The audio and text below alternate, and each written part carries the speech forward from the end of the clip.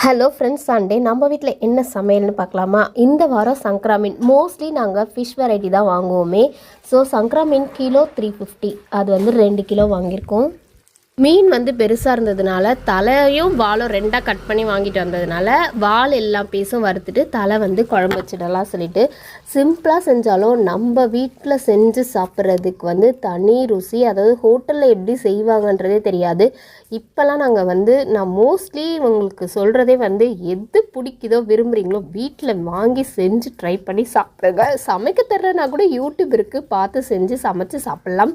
10 வாட்டி நமக்கு டேஸ்ட் வந்து கொஞ்சம் கம்மியாக இருக்கும். நாங்கள் செய்ய பழகிட்டோம்னா நம்மளுடைய கைப்பக்குவமே நமக்கு ருசியை வந்து கூட்டி கொடுக்கும். அன்போடு சமைச்சா எல்லாமே நல்லா இருக்கும்னு சொல்லுவாங்க. நீங்கள் ஹாப்பியாக சமைக்கும் போது அது வந்து இன்னும் டேஸ்ட் நல்லாயிருக்கும். ஸோ நான் வந்து இந்த டீப் ஃப்ரைலாம் பண்ண மாட்டேன். இந்த மாதிரி தேவையான அளவுக்கு எண்ணெய் ஊற்றி இதுலேயே ஃப்ரை பண்ணிவிட்டு இதுலேயே முடிச்சிருவேன்.